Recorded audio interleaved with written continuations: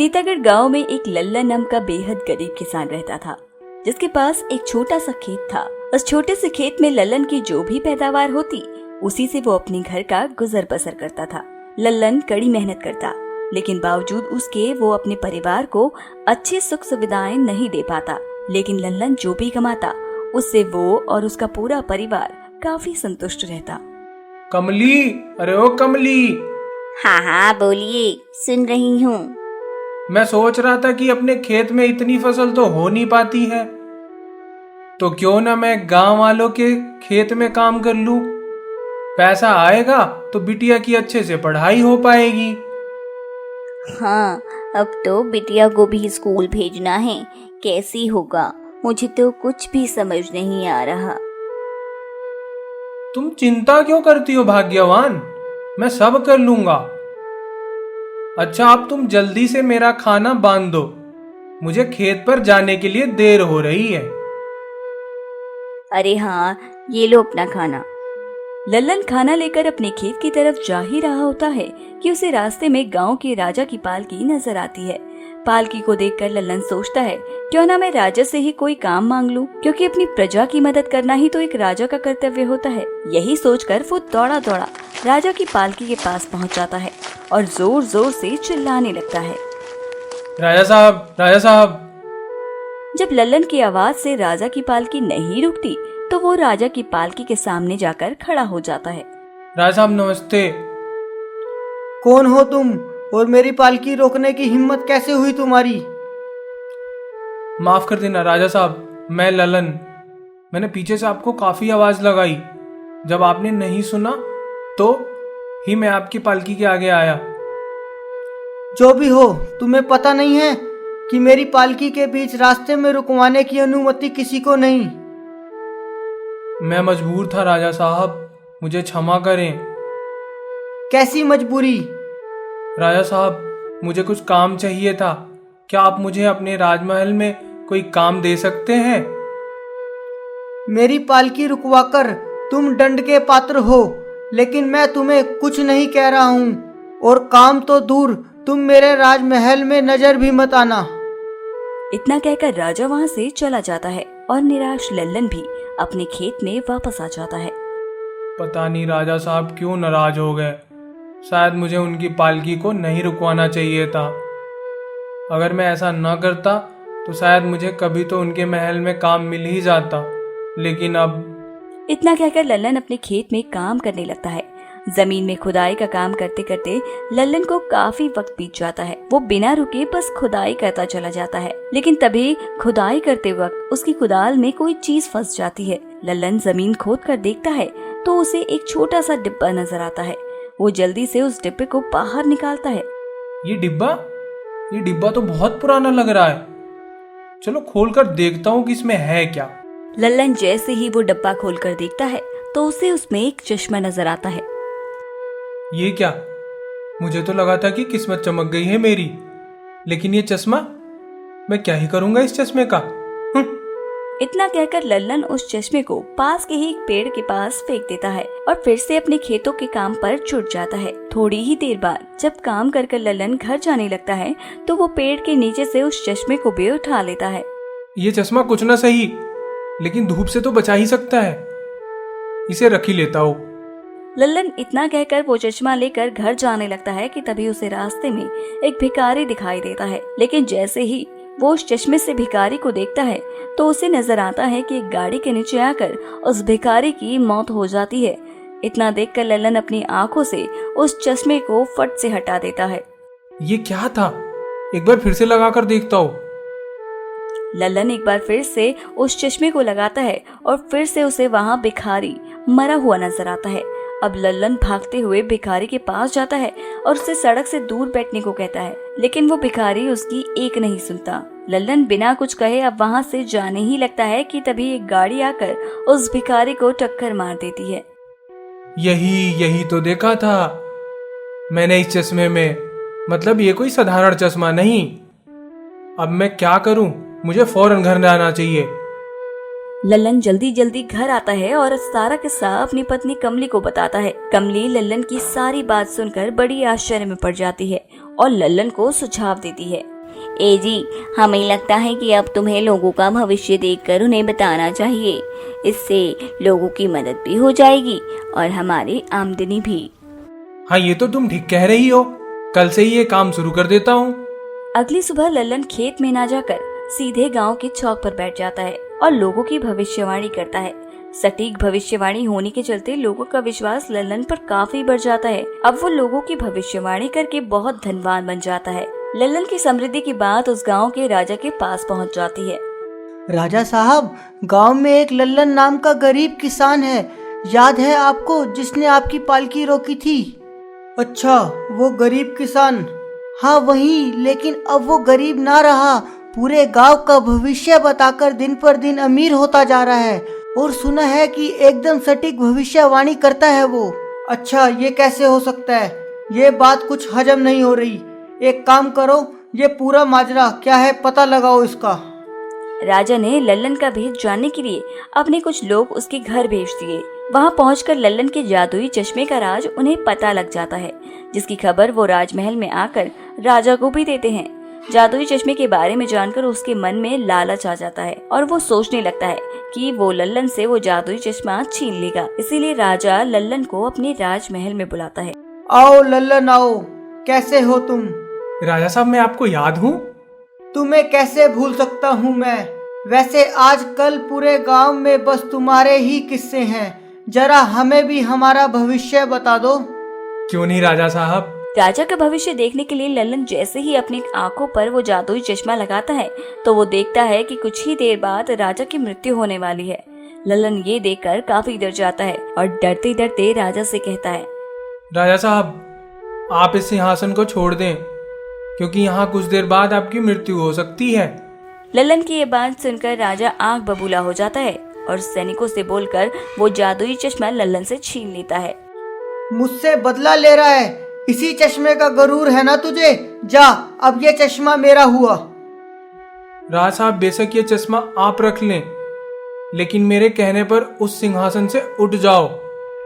तू मुझे बताएगा मुझे क्या करना है?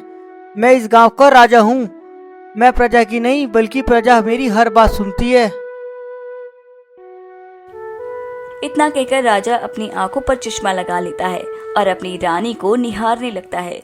चश्मे में वो रानी रोती हुई अपनी चूड़ियां तोड़ने लगती है और अपनी मांग का सिंदूर हटाने लगती है।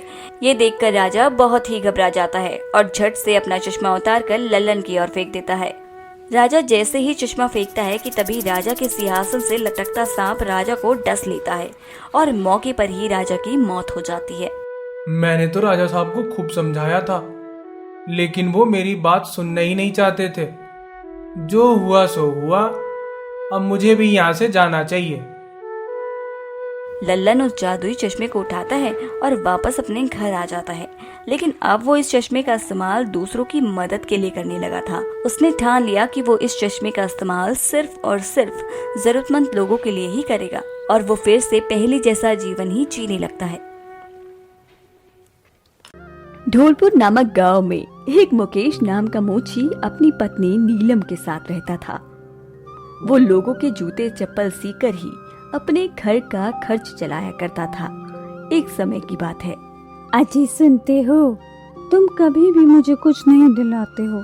वो लतिका का पति उसे हर महीने अच्छे कपड़े दिलाता है, गहने दिलाता है, और तुम कभी मेरे लिए एक शॉल तक नहीं लेकर आए।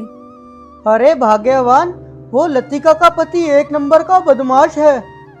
आए दिन उसका नाम चोरी चकारी में आता है। अब तुम क्या चाहती हो, मैं भी वो सब करूं? जो भी हो जी, मुझे बस ये पता है कि उसका पति उसके लिए खूब सारा सामान लाता है और वो भी आए दिन मुझे बस दिखा दिखा कर जलाती रहती है। देखो नीलम, जितनी मेरी कमाई है उतने में तो मैं बस घर का खर्चा ही चला सकता हूँ, और चाहे कुछ भी हो जाए मैं बेईमानी का कोई काम नहीं करूँगा। अब मेरा समय खराब मत करो, जल्दी से मेरा खाना दे दो, मुझे काम पर जाना है।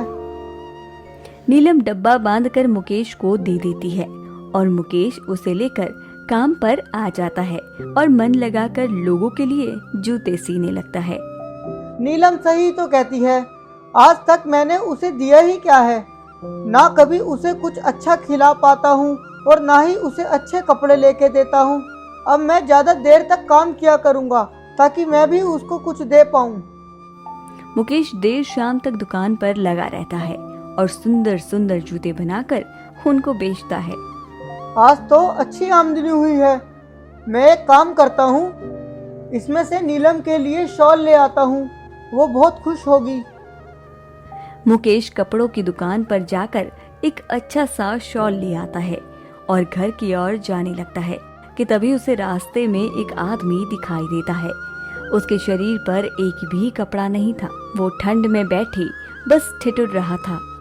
अरे आप यहाँ ऐसे क्यों बैठे हैं? ये शॉल रख लीजिए, क्या पता इससे आपको ठंड से थोड़ी राहत मिल जाए। आपका बहुत बहुत शुक्रिया भाई साहब। अरे सुनिए भाई साहब, आपने मेरी इतनी मदद की, पर मेरे पास ना तो खाने के लिए खाना है और न रहने के लिए छत। क्या आप मेरी कुछ मदद कर सकते हैं? अरे भाई, मैं खुद एक मोची हूँ, बड़ी मुश्किल से अपना घर चलाता हूँ। मैं तुम्हारी क्या ही मदद कर सकता हूँ। अच्छा। हाँ, लेकिन तुम चाहो तो मेरे घर चल सकते हो। वहाँ तुम्हें छत भी मिल जाएगी और 2 वक्त की रोटी भी। अच्छा, आप मेरी मदद करेंगे? हाँ, लेकिन तुम्हें मेरे साथ मेरे काम में मेरी मदद करनी पड़ेगी। दोनों साथ में काम करेंगे तो क्या पता अच्छी कमाई हो। क्यों नहीं, मैं हर काम करने को तैयार हूँ। चलो फिर घर चलो। तुमने अपना नाम नहीं बताया। दूत नाम है मेरा। और मेरा मुकेश। अरे ये किसे ले आया? ये दूत है। किसका दूत है, भगवान का या यमराज का? अरे मेरा नाम दूत है। हाँ, इसका नाम दूत है। ये मुझे रास्ते में बहुत ही बुरी हालत में मिला था। बेचारे के पास ना खाने को कुछ है और ना रहने को छत। ओ मेरे पति, तुम इतने दानवीर क्यों बन जाते हो?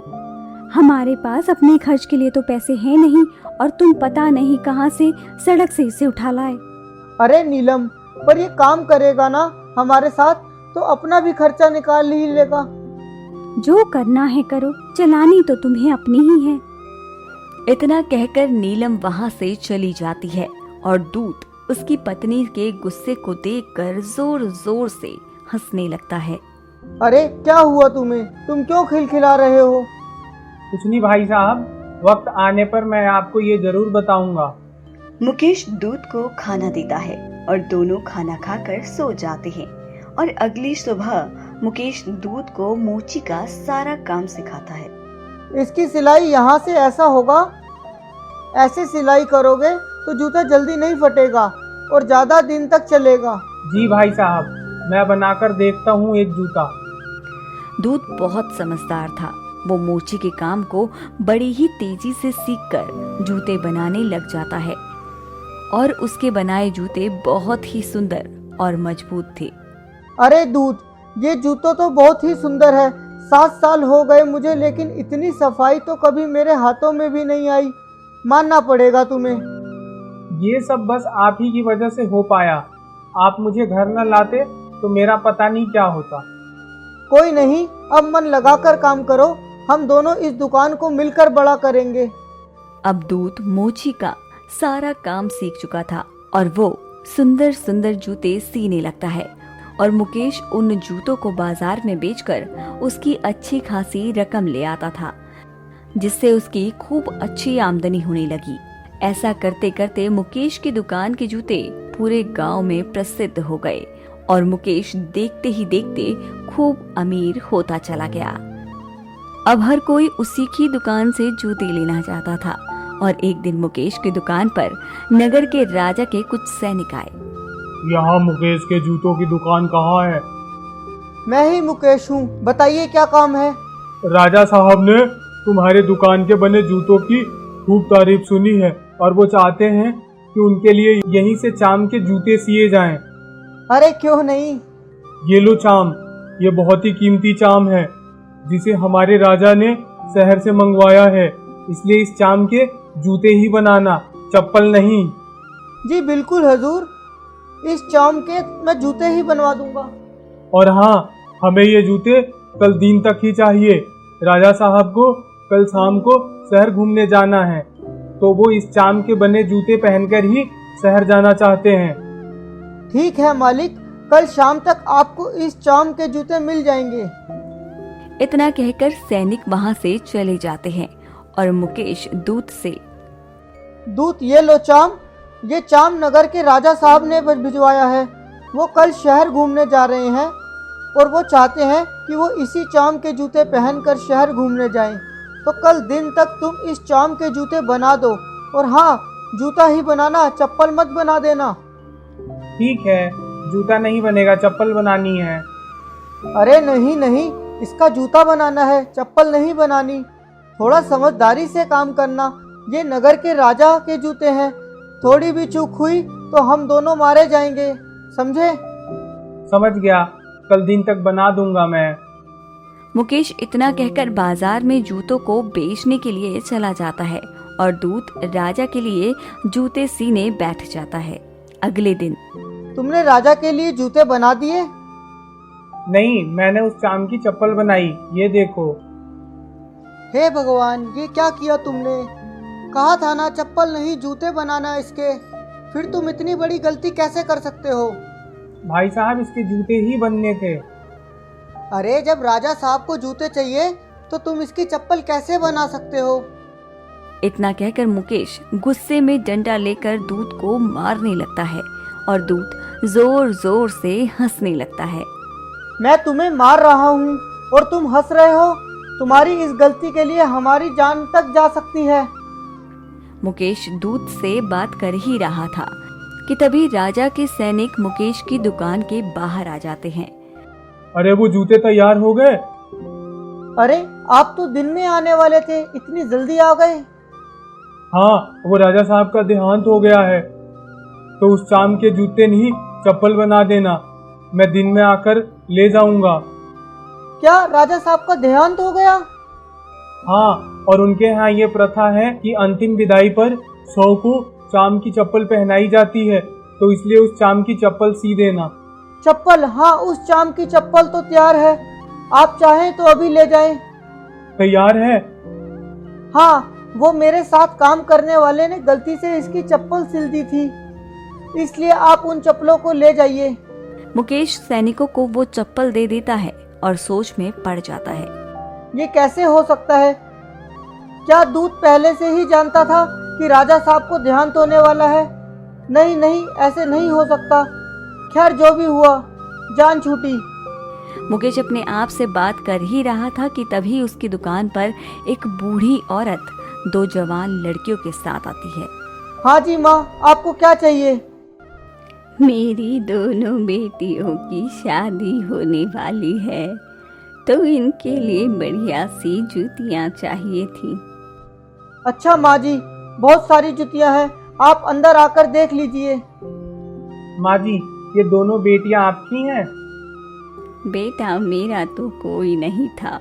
मेरे पति शहर में बिजनेस किया करते थे, लेकिन उनका देहांत हो गया और ये दोनों बेटियां मैंने गोद ली हैं। इनकी माँ भी बचपन में ही गुजर गई थी। इनके देख रेख करने वाला कोई नहीं था, तो मैंने ही इनका पालन पोषण किया और इस तरह मुझे इनका और इनको मेरा सहारा मिल गया। बूढ़ी औरत जैसे ही अपनी दोनों बेटियों को लेकर दुकान के अंदर जाती है तो दूत उन दोनों लड़कियों को पहचान लेता है। तुम हंस क्यों रहे हो बेटा? कुछ नहीं माँ जी, थोड़ा पागल है। इतना कहकर मुकेश जल्दी से उस बूढ़ी औरत को जूते दे देता है और उन्हें वहां से भेज देता है और दूत से कहता है, तुम फिर उसी बूढ़ी औरत पर हंसने लगे। आज तुम मुझे अपनी इस हंसी के पीछे का राज बताकर रहोगे। हाँ, आज मैं अपनी हंसी का राज आपको बता सकता हूँ। दरअसल मैं यमराज का दूत हूँ और अपनी गलती का पश्चाताप कर रहा हूँ। क्या तुम सच बोल रहे हो?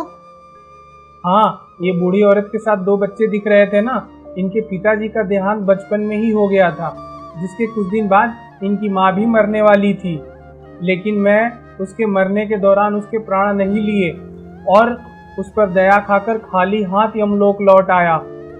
तब यमराज ने मुझे नियम के विरुद्ध जाने और मेरी मूर्खता को लेकर मुझे मनुष्य योनि में भेज दिया और कहा कि जब तक तुम किसी मूर्खता पर 3 बार जोर जोर से हंसोगे तभी मनुष्य योनि से तुम्हें मुक्ति मिल पाएगी। मुझे माफ कर दो, तुम यमराज के दूत हो और तुम्हें डंडे से मारा। कोई नहीं, मैं तुम्हारा आभारी हूँ। जब मैं पहली बार धरती पर आया तो मेरे शरीर पर कपड़े नहीं थे। तुमने मेरी मदद की, मुझे कपड़े दिए, लेकिन जब मुझे घर ले गए तब तुम्हारी पत्नी के व्यवहार को देख मुझे उसकी मूर्खता पर हंसी आई, क्योंकि वो मेरे आने से होने वाले लाभ को नहीं देख पाई। और दूसरी बार जब मैंने राजा के भिजवाए उस चांद के जूते न बनाकर चप्पल बनाई और तुम मुझे मारने दौड़े तो मुझे तुम्हारी मूर्खता पर हंसी आई, क्योंकि जो भविष्य में देख पा रहा था वो तुम नहीं देख सकते थे। और तीसरी बार मुझे खुद की मूर्खता पर हंसी आई जब मैंने उन दोनों बच्चियों को एक अच्छी स्थिति में देखा, क्योंकि आज अगर उसकी माँ जिंदा होती तो शायद इन बच्चियों की हालत बेहद खराब होती। बस यही था मेरी हंसी का राज। जाने अनजाने में मुझसे बहुत बड़ी भूल हो गई। मैं कैसे अपनी गलतियों की भरपाई करूं? आपने जो किया वो सही था। बस ये याद रखिएगा, जो होता है अच्छे के लिए होता है। इतना कहकर दूत मनुष्य योनि से गायब होकर यमलोक में पहुंच जाता है।